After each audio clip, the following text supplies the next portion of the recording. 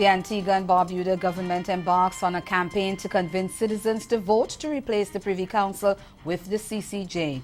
That's our top story in Caribbean Newsline for Tuesday, August 14. From the CMC News Center in Bridgetown, I'm Nicole Best. Good evening. The Antigua and Barbuda government has announced the rollout of a non-stop public education campaign ahead of a referendum in November on whether the country should make the Caribbean Court of Justice, the CCJ, its final court. The Gaston Brown administration will need the support of at least two-thirds of voters in the November 6th referendum to make the move. And Attorney General Steadroy Benjamin said on Monday that the public education campaign is aimed at bringing Antiguans up to date with the real purpose of the CCJ. He called on citizens to support the regional court, questioning whether Antigua and Barbuda could truly say it is independent when it did not control its court of appeal. We get more in this report from Jamie Roger of ABS News. November 1, 2018 will make 37 years since Antigua and Barbuda gained political independence from the United Kingdom.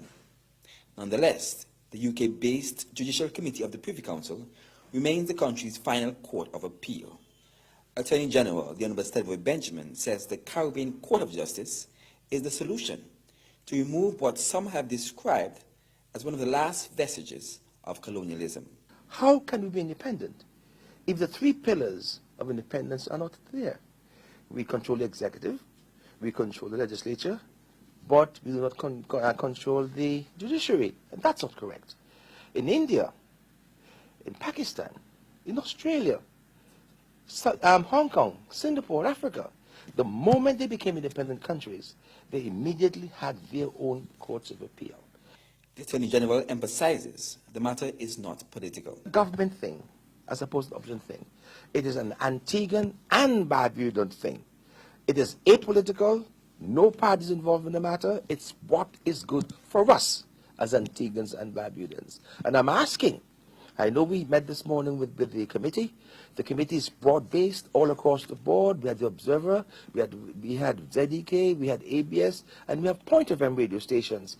That is the approach we're taking. We are going on a campaign to make certain that Antiguans and Barbudans are educated about the CCJ. He says Grenadians will also be voting on the issue. We are working with Grenada in this matter. Grenada will have their referendum also on the 6th of November, like Antigua and Barbuda. We are collaborating our efforts. So they'll come to Antigua and help with the campaign. We'll go to Grenada and help with their campaign. Meantime, Benjamin has urged residents to ensure they are registered to participate in the referendum, and the registration closes on August 31st. The St. Lucia government says it will no longer be granting citizenship to Iranians under the country's Citizenship by Investment Program, the CIP. A memorandum issued to CIP agents indicated that due diligence firms were finding it difficult to conduct the necessary checks and validate the documents of Iranian applicants.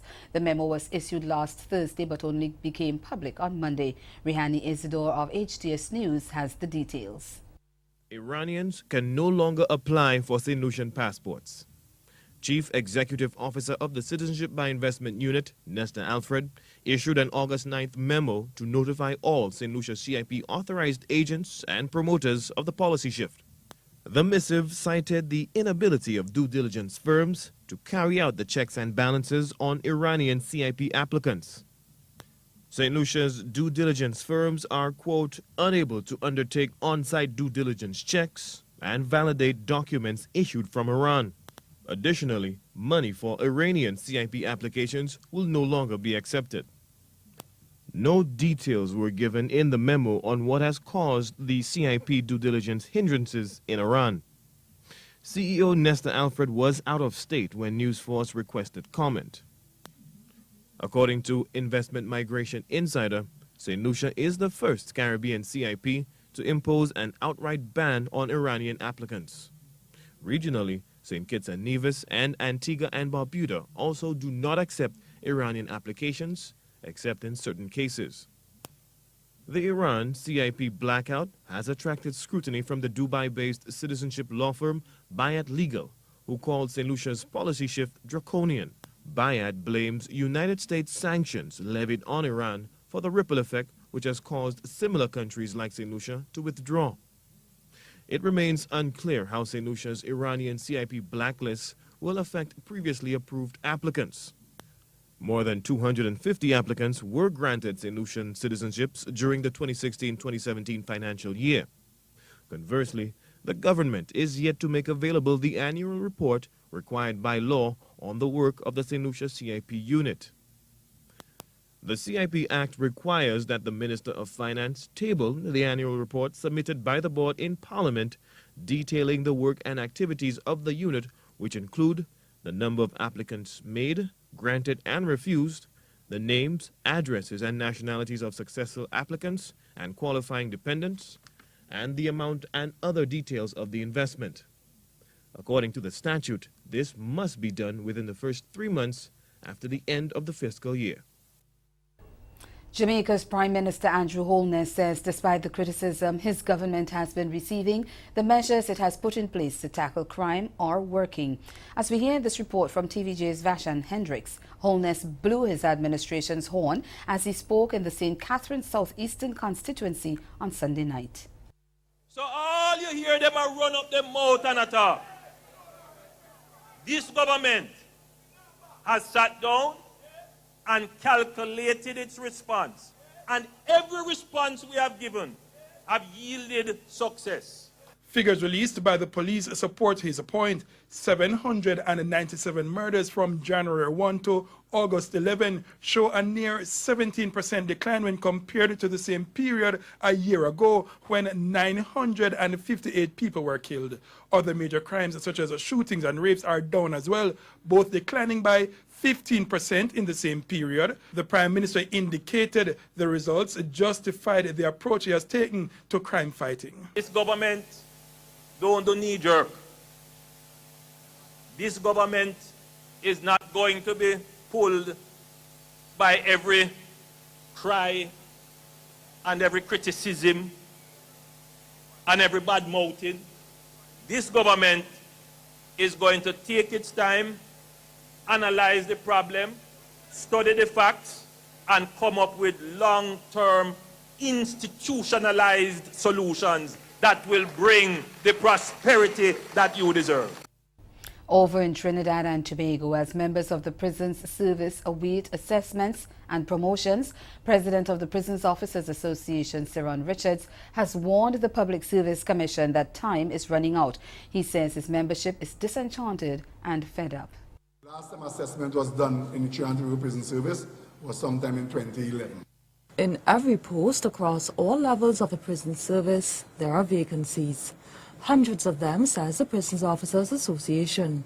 It's accusing the Commission of dragging its feet while the productivity of the service is being affected. There is a need to move quickly on this matter.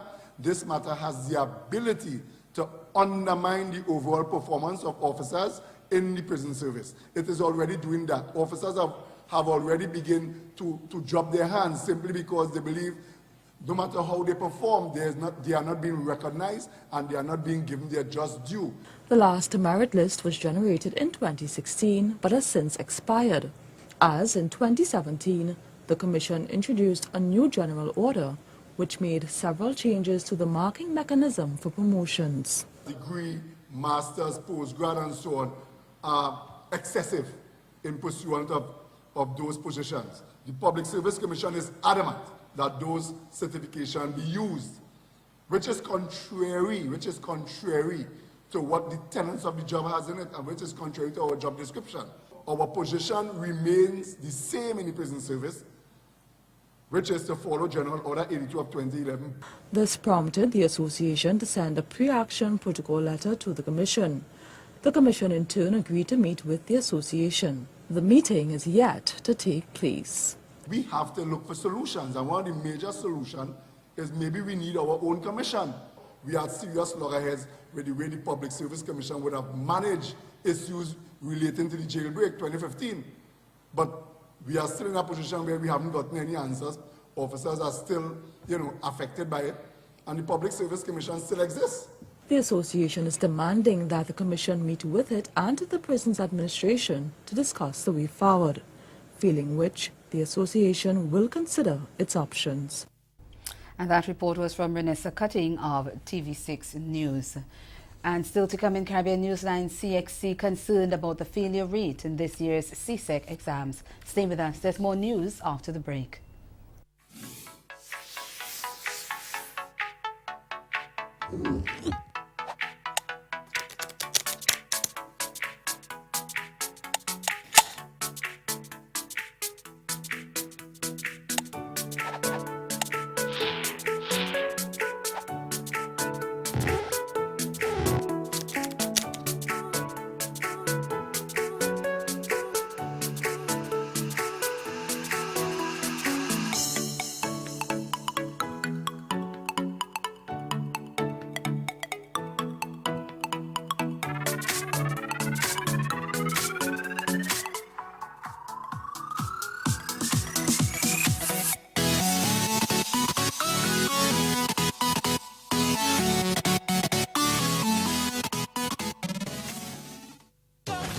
Passion for what she believes is unmatched. So I wanted to get to the point where you can shake me off that perfect piece. She's a book-off radio host, philanthropist, and motivational speaker. And I said, I'm going to write you a check for $10,000, which I'm not.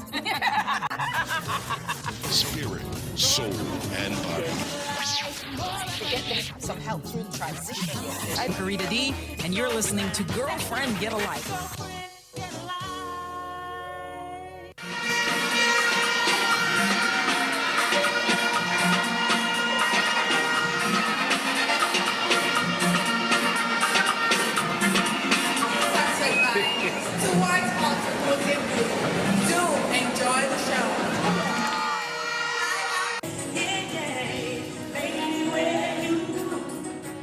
I am elated. I feel blessed. I'm overwhelmed with pride.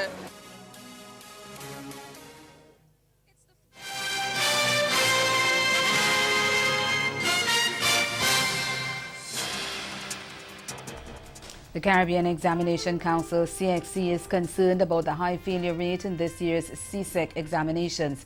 At the launch of the results late last week, CXC Registrar Glenroy Cumberbatch revealed that of the 60,000 candidates sitting 5 or more subjects, more than 11,000 did not obtain passes in any subject.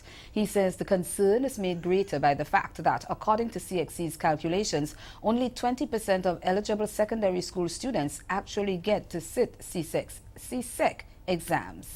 If 20% or just over 20% get the opportunity to enter, and 13% of those are not receiving any subjects, any acceptable grades in the subjects that they take, then you see why we consider it a concern. Because we are not producing persons for the market to either employ themselves or to be employed. And we understand the high level of unemployment among youth. Depending on which country it is in the Caribbean, it can range from 50% back down to 30%. So these students are going through our school system from primary school, secondary school, and at the end of it, this is the percentage of persons you have who really are not benefiting enough to be employed or to go on to other education. Time has come for students and teachers to consider the wallet of qualifications approved by CXC and for employers to revisit their prerequisites for employment. When one asks for 5 subjects, generally we make assumptions that they can read, they can understand, they can behave in a manner that is acceptable to society. Those are the assumptions we make. And we know sometimes those assumptions do not come true. But we do have qualification that can almost guarantee you that a student who is coming with data operations can actually do data operations. That a person who is coming as a barman can actually mix drinks, because the process in which you go through is a very thorough process. It begins with the industry determining what the competencies are, and it finishes with industry coming into the classrooms to see exactly what they're doing before they're certified in these particular fields. Health officials in the Bahamas are monitoring an outbreak of gastrointestinal illness at the Sandals Royal Bahamian Resort. Minister of Health Dwayne Sands confirmed that nearly 100 people have contracted the illness at the all-inclusive resort in New Providence. The Ministry of Health also released a statement advising that the public that guests and staff have reported experiencing gastro symptoms such as nausea, vomiting and diarrhea. According to Dr. Sands, most of the sick had become infected over the last 4 or 5 days. He says teams from the Ministry of Health and Department of Environmental Health have made multiple visits to the hotel property. The Ministry of Health released a statement outlining a situation with nausea, vomiting, and diarrhea at one of the hotels, thought to be a viral illness, and we do not believe it to be related at all to conch poisoning situation. Okay. At this point, the situation seems to be under control. Environmental health and public health have been actively engaged with the management and staff of the hotel, and all of the appropriate interventions have been set in motion. And so we just like to see whether or not the number of cases per day continue to drop. President of the Caribbean Broadcasting Union, Gary Allen, has called for safeguards for journalists under Jamaica's Data Protection Bill. Both the CBU and the Press Association of Jamaica are concerned about having to reveal sources to persons outside their news organizations. Speaking at the opening of the 49th Annual General Assembly of the CBU in Jamaica on Monday night, Allen re-emphasized the idea that the media must be safeguarded under the new legislation. We must also draw attention to the concern that we have here in Jamaica, in Suriname, and in Trinidad and Tobago with draft legislation that is aimed at putting what we know are necessary laws in place for data protection. We must make it clear that we will not yield our editorial independence, we will not reveal our sources to any other person than our editorial chiefs, we will not accept a law that will levy fines or imprisonment on publishers for not meeting data protection laws of disclosure of our information to others. In response, Jamaica's Prime Minister Andrew Holness says greater consideration will be given to protect journalists. There are two forces at play. One is the privacy of data for the public and the security of that data, which enhances the privacy. And the other is access to data, access to information. The parliament filled with politicians sit at the intersection of these two competing perspectives. But I believe that we will find the right solution. Certainly, we would not want to create a moral hazard for the press in creating. And ahead in Newsline Sport, Jamaican athletes set their sights on more medals in upcoming meets. Stay with us. Sport is next. This hurricane tip comes to you compliments the Caribbean Disaster Emergency Management Agency and the Caribbean Media Corporation. Be prepared. Before the hurricane, protect your windows. Permanent shutters are the best protection. A low-cost approach is to put up plywood panels.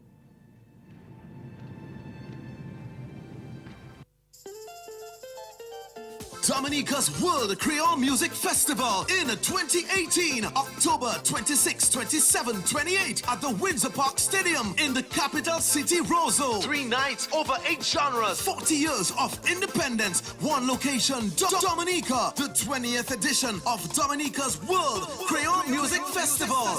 For more information, like our Facebook page, Dominica Festivals. Visit our website, www.dominicafestivals.com for all travel, accommodation, and ticketing details. My love, my home, my Dominica. Building a resilient nation. See you there. Proudly sponsored by the Government of Dominica and Discover Dominica Authority. It's going to be a Bermuda family affair when one of the island's most popular events returns for its 3rd year.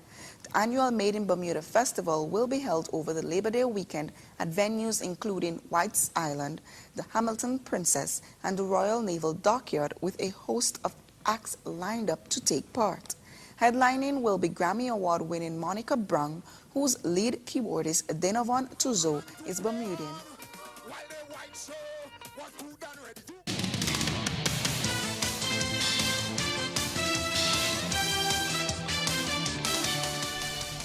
Three Jamaican athletes are hoping to build on their successes at the recently concluded NACAC Games in Canada. Discus throw champion Frederick Dacres, 100-meter silver medalist Joniel Smith, and long jump bronze medalist Tisan Hickling are all satisfied with their performances and are setting sights on medaling at other upcoming meets, including next year's World Champs. TVJ's Jordan Ford tells us more. World leader Frederick Dacres says his gold medal performance at the recent NACAC Track and Field Championships sets him up perfectly for his final two meets for the season. Dacres, who threw a championship record 68.47 meters to add the NACAC discus gold to his Commonwealth gold on Sunday, returned to the island today. It's been a pretty good year. I've done a lot this year, and I'm just thankful. Thankful to God Almighty, because without him, none of this would be possible. I need surgery, but that can wait. So, a good year, I can't complain at all. Joniel Smith, who got silver in the 100 meters at the championships, says her performance was a perfect end to her season.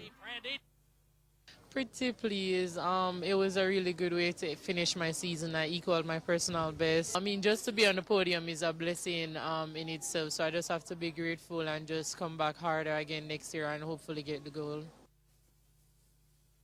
Meanwhile, long jumper Tisana Hickling picked up her second senior medal, having won bronze at the Athletics World Cup in London in July, getting bronze in the long jump with a leap of 6.38 meters. She's looking to build on these performances. Yeah, next season, it's World Championship season, so going forward next season, just looking to go and make the World Championship team.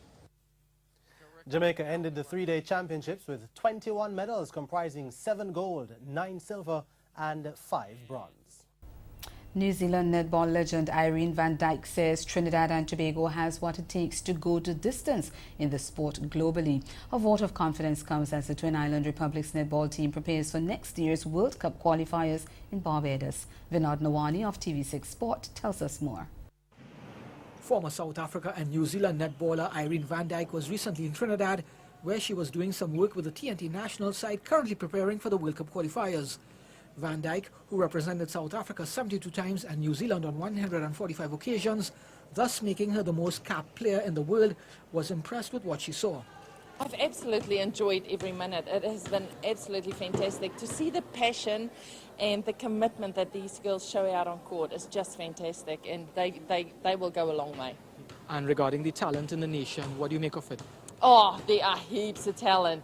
And with coaches who are so dedicated that came to the workshops, I can only see the sport growing. The girls are committed, the coaches are committed, so it is fantastic. A World Championships winner in 2003 with New Zealand, she visited the Twin Island nation for a netball coaching workshop hosted by the TNT Netball Association. I'm presenting a coaching workshop for coaches who want to extend their coaching career and have different levels of coaching. So I'm just presenting a coaching workshop, and then I get the coaches to work with the kids to implement the resource and the workbooks that we've given them. Switching sport now, 10-time champions Barbados will play for third place at the Men's Caribbean Volleyball Championships after going down in straight sets to host Suriname on Monday night. In the feature contest at the Ismay Van Wilgen Sport Hall in Suriname, Barbados lost 25-23, 25-21, 25-23, slipping to their second defeat of the tournament following their straight sets loss to Bahamas on Sunday. Kyle Brown led the visitors with 14 points, including 12 kills, while Captain Sean Simpson supported with 11 points. For the winners, Zevano Bregerg, that's Brian Berg, and Gino Nardine both led with 13 points, while Kevin Spoxled contributed with 11. In the other match of the evening, the Bahamas dismissed Haiti in straight sets, 25-20, 22-25, 25-21, 25-23. In the morning session, Trinidad and Tobago brushed aside Suriname, dropping one set en route to a 19-25, 25-22, 25-23, 25-15 win. Brandon Legal led TNT's attack with 16 kills and was helped by Daniel Williams, who scored 13 points, and Mikhail Hoyt, who managed 11 points. Over to cricket now. West Indies fast bowler Jerome Taylor moved his tally of wickets to 15 from 8 matches after grabbing a brace to help fire Somerset to a 29-run victory over Glamorgan and the top of the group standings in the T20 Blast. Playing at Taunton on Sunday, the 34-year-old picked up 2 for 30 from his 4 overs as Glamorgan, chasing 211 for victory, were held to 181 for 9 from the allotted 20 overs. Opener Craig top scored with 35 and fellow South African Chris Cook chipped in with 25, but the remainder of the Glamorgan baton faltered. Earlier, the hosts raised 210 for 8 of their 20 overs, with New Zealander Corey Anderson blasting 72 from 30 balls and James Hildreth scoring 47 also from 30 deliveries. Anderson struck 4 fours and half dozen sixes, adding 40 for the 5th wicket, with Hildreth and a fourth 57. That's a further 57 for the 6th wicket, with Lewis Gregory, who scored 22. Somerset led the South group with 20 points to clear the Gloucester 2 points clear of Gloucester. And that's the spot. Stay with us. We'll be right back.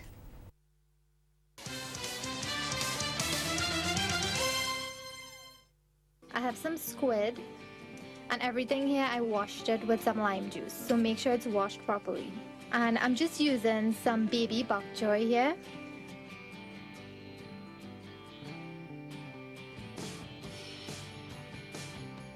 So I have my wok heating up here on medium heat, and I'm just going to add a little bit of water. And into there, I'm going to add the broccoli. Serious. Oh, yeah. Little tiny guy, little tiny guy, little tiny guy. It's all right, day one, getting them out in a little spinner bait, yeah. I did. Oh, did you see that? A lot of people say that there's a business, there's a family business, but this truly is a family business. Fishing business. Yeah, I mean, a family that fishes together sells better propane. Absolutely. Absolutely. Look, Chuck, I'm going to the bullpen here. I'm going to the bullpen.